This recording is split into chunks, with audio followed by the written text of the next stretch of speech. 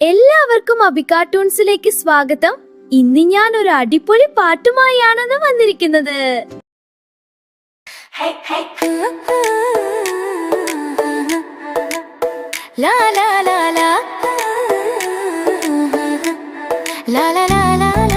പൂച്ചയും എലിയും ഒന്നായേ,